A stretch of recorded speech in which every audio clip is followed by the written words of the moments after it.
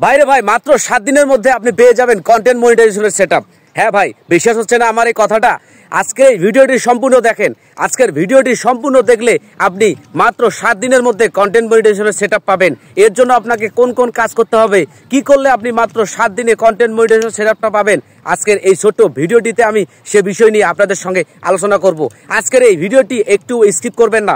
যদি স্কিপ করেন তাহলে কিন্তু আপনারা মিস করে যাবেন, আপনারা কিন্তু কন্টেন্ট মনিটাইজেশনের সেটআপটা পাবেন না।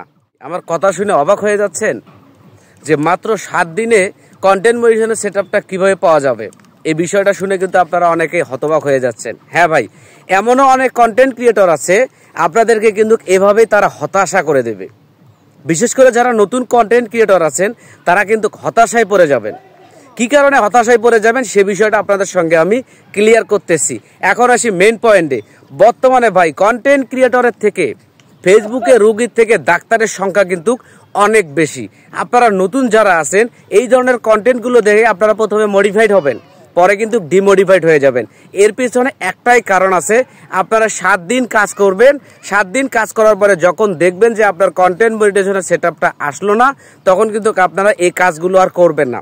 আপনারা কিন্তু এই ফেসবুক প্ল্যাটফর্ম থেকে বেরিয়ে যাবেন। তাই আমি বলবো ভাই, আমার কথাগুলো আপনারা আজকে শোনেন।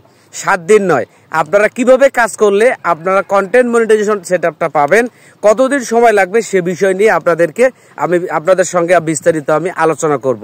সো আজকের এই ভিডিওটি আপনার জন্য ভাই, আপনি সঠিক জায়গায় সঠিক ভিডিওতে আপনারা কিন্তু ক্লিক করেছেন।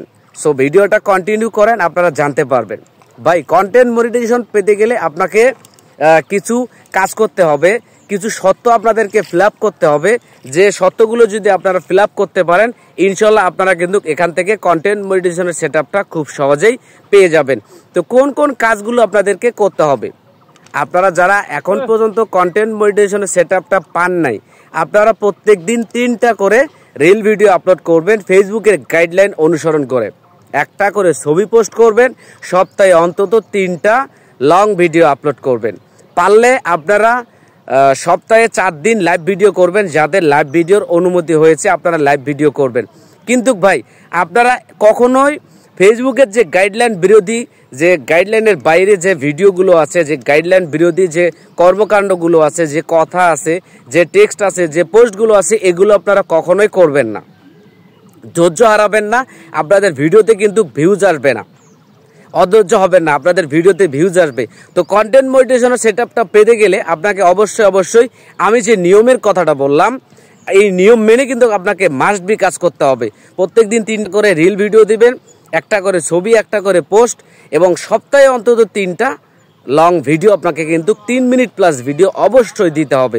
এই যে হাতুড়ি ডাক্তারগুলোর এই যে বর্তমানে যে ফেসবুকে 7 দিনে মনিটাইজেশন পাবেন, 7 দিনই কন্টেন্ট মনিটাইজেশন সেটআপ পাবেন, এই ধরনের কথাগুলো শুনে পরবর্তীতে কাজ করে যারা আপনারা ডিমোনিফাইড হয়ে যাচ্ছেন, আজকের ভিডিওটা শুধু তাদের উদ্দেশ্যে।